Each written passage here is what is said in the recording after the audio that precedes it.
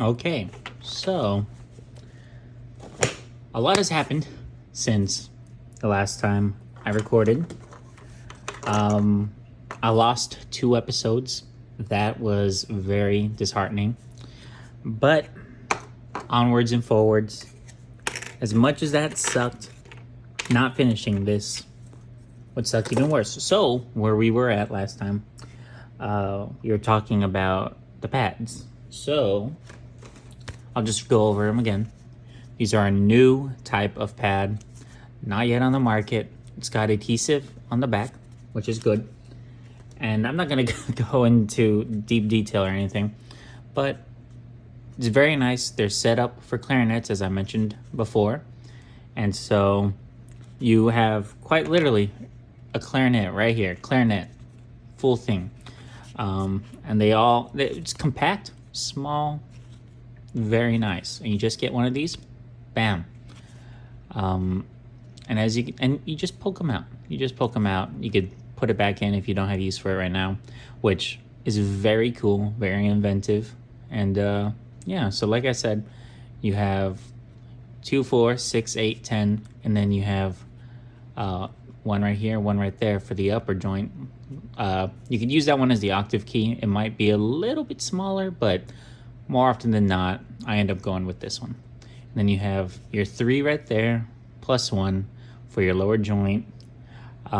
These 2 are also on the lower joint, but when I think of lower joint, I think of these keys, which that's what these are. So as I mentioned, we're gonna use the B block. This is B, and you know what? Just to show you, we got B, C, and then here is A. Now they're a little bit different in size. I'm just gonna rub it off a little. The great thing about these 2, they're black, so they're very good at hiding dark marks, dark stains. I didn't have a good example of it, but when bladder pads get dirty, you can tell. They start out white and then just turn brown, orange, and that's just from condensation within the instrument and age. You know, they'll turn yellow as well, but sometimes they become yellow, but either way. Yeah, so we're gonna use this B block on the upper stack, upper joint. I'm sure it's been shown already, but we have everything in here. And yeah, so the mouthpiece, I'll probably buff it off camera somewhere else, but this will get another layer of oil just to mark it up, because you can see there's kind of none left because the wood will absorb it. So you add multiple layers until it stops taking, then you wipe it down. But for all necessity purposes, to make sure everything plays and is all hunky-dory, we're gonna let it be as is. You can tell this one might need a little bit of a touch-up, but all the tenon corks are done, and we're gonna go with it. So we'll get to it. I need my glue pellets. That was horrible.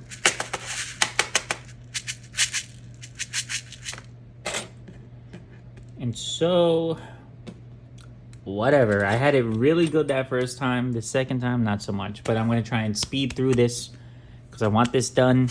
I want it gone. So,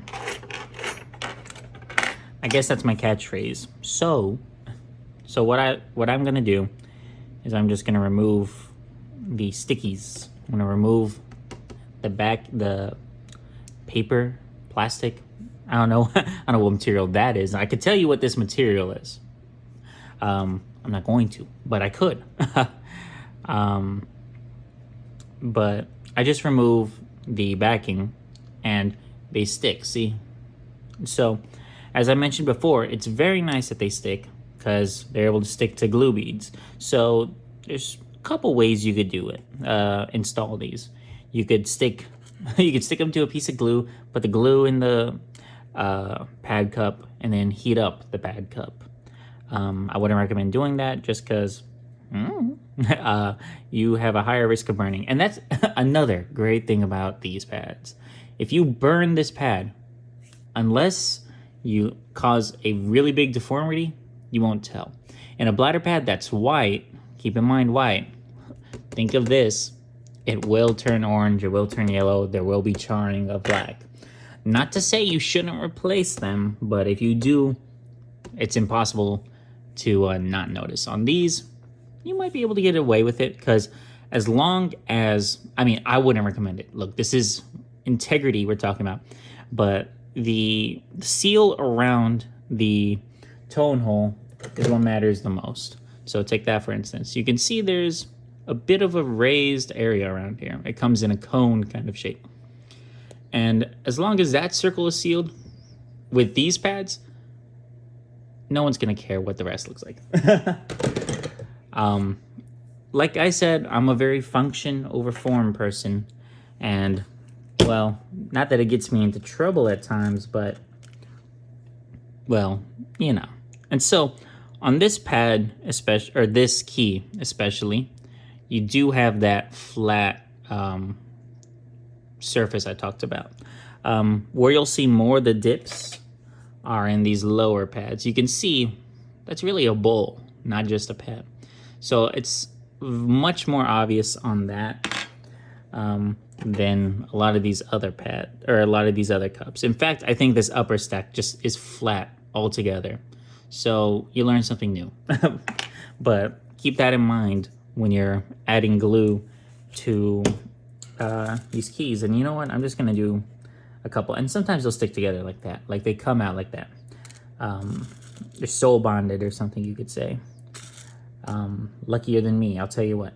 Either way, we're just gonna chop those down into halves. I find that the halves will just get you enough, as long as you have glue in there. Some people will say to remove the glue, some people will say not to. Once again, I don't remember. I'm skipping this step. I don't remember what was said in the 2 episodes I lost, the 2 videos I lost, but I'll say everything again. I'll repeat myself. And I don't mind repeating myself. I think it's important to have clarification, and I'm trying to think of the word.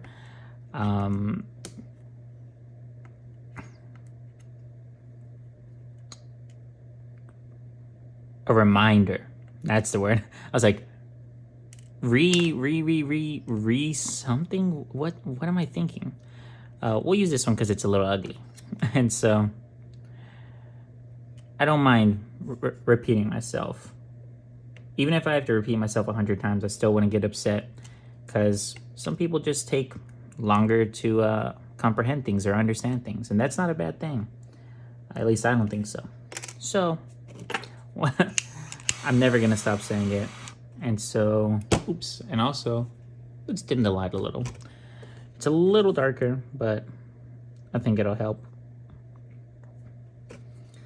So we'll find out right here if I did this right, if I have enough glue.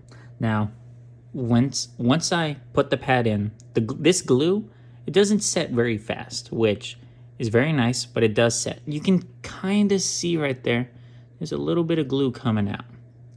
And not that it's bad or anything, it's not the end of the world, but we'd prefer not to do that. So that one was a little big, and I knew it was gonna be big, but it happens.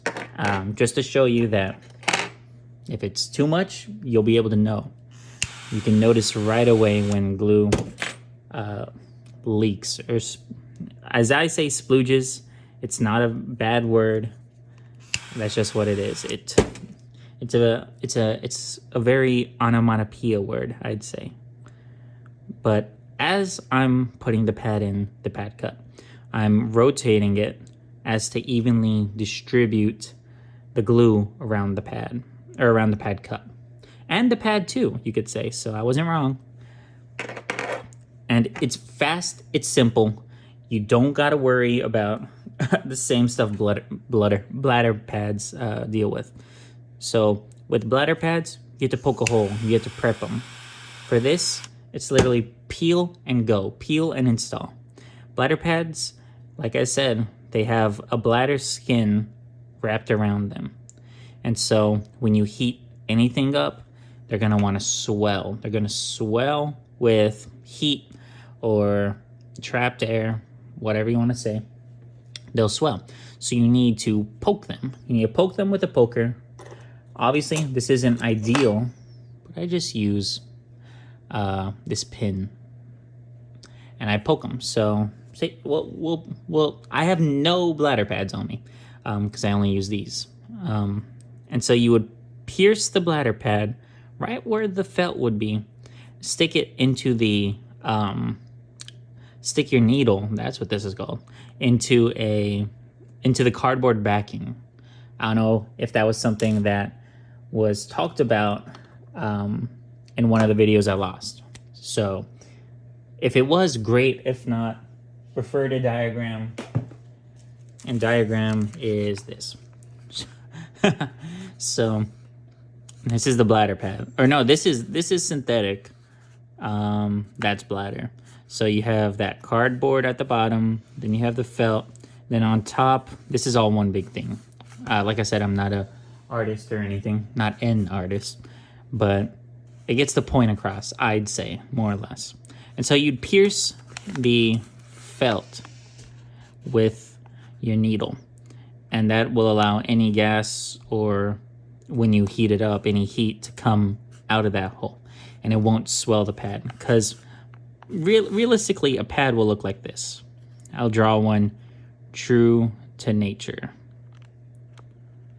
It'll be something like that. And you know what? That doesn't look too bad. This might be a little bit long, but you know. So you'll pierce the felt with the membrane, you could say. Pierce the cardboard, and then you would add some glue to the cardboard side. And that's about it. As for these pads, you don't have to worry about any of that. Any of that, just toss it out the window. I don't know. I think I talked about this one. I messed up on this one because I added some different pads, different sized pads. But the same thing. I always like to use some pliers, hold it in place, guard the cork. I'll heat it up. And this adhesive that is on the back of these pads is glue. And it's not the same type of glue as these beads, but it's still glue. So it still melts. And on that, I took a little bit too long, as you can tell. It's not exactly going in. It's not seating. So I'm just going to heat it up once again. I'm going to touch it. And because of the heat of this burner, I'm able to move a lot more fast. I'm able to move faster, I would say. And I really enjoy it because compare them to the acetylene torches. It's a slower heat, slower burn, or lower heat, slower burn. So what ends up happening is you hold it there for a while. It's kind of like this torch. And I think there's comparable torches to this at HEB, maybe even that one. But for all intensive purposes, I'll use this for one of them. We'll use a trill key. So, just gonna add a little piece of glue. Honestly, that might not even be enough, but we're gonna go with it just to show you about these pads. So I'm gonna heat up the glue. Now you could heat it from above or below. If you heat it from above, you're directly heating the glue. So I prefer that as opposed to heating it from this side. If you heat it from the pad cup side, you're heating up the key. You're heating up everything. So let's talk about heat for a second. So when you're trying to focus on one point of wherever you want the heat to go, anything around that will absorb heat. So if I want to heat this tip right there, there's a bit more of the key that will absorb that heat before everything else gets warmed up, you could say. So let me look around, see if I have anything I could use as an example. I don't solder a lot, so but let's just use these pliers per se. So let's say I wanted to heat up this middle part. We could say that. For now, this, no rhyme or reason. Say we wanted to do that middle part right there, right in between those two. As I'm heating this part up, these two on the side, these two other metal pieces on the side, are also going to want to take heat away from that. And so you'd have to really concentrate your heat right here. But while doing that, you could mess with the integrity, you could say, of that metal. You would heat it up faster, harder, and hotter than these other two, but these two are still, regardless of anything, are going to take heat away from the part you want to heat. So when I all that to say, I prefer heating up the glue because it heats up the glue first, then the pad cup. You heat up the pad cup, you'll get an even heat because everything will warm up. But when you heat up just the glue, only the thing that you really want to move, I think that's better. Now that's just me. And that's just a little insight to behind my thought process. Ooh. Now, I have carpet on my floor, so it's kind of hard for me to find these once I drop them. And to be fair, I don't know if y'all have seen Mr. Megorium's Wonder Emporium, but he has a lifetime supply of shoes. And this is damn near a lifetime supply of beads. I mean, I'll be old and gray by the time I run out of these, God willing. Or I'll use a lot of these because it'll be my life. And I don't have a problem with that. So, once again, I'm just going to chop a little bit more. Like I said, you only need 11 beads, more or less, for this upper joint. And you know what? Anything I don't use here, I'll just use on the lower joint. I'll just toss those in there because they're all the same glue. As long as you're not using different types of glue, yourself is fine. I find that a lot more often than not, people mix the normal stick glue with shellac a lot more often than not. And so you'll get those inner pad cups. You'll get the, I really don't know what to call it, but on the inside of the ring, you'll get like, see that brown right there, right there. You'll get that filled with shellac, and there's nothing you can do about it. You can kind of see there's something there. Regardless, I don't think there's any problem with things mixing. But in this case, it's fine. It's fine. So we got 1, 2, 3, 4, 5, 6. 1, 2, 3, 4, 5. And here's the 6th one. I had it off to the side. And once again, I'm just going to peel off the backing and peel off the backing. And then guess what I'm going to do? I'm going to peel off another backing. And then after that, another more backing. So you might say that, oh, hey, this creates a lot of waste, but not really. I mean, you have so much more to offer with these than you do anything else. And I sincerely mean that. And there is something special about these pads that I really want to get the point across, that these are going to be revolutionary. And I don't mean that I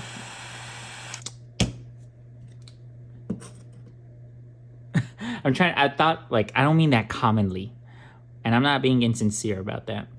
I genuinely mean that. I'll just say that. I'll be blunt and say that. I mean that sincerely. That these are going to be. Oh, I don't say it lightly. That's what I mean. Maybe. But these are amazing. They're amazing, and sooner rather than later, you'll see why. But till then, I'm just gonna have to hype them up.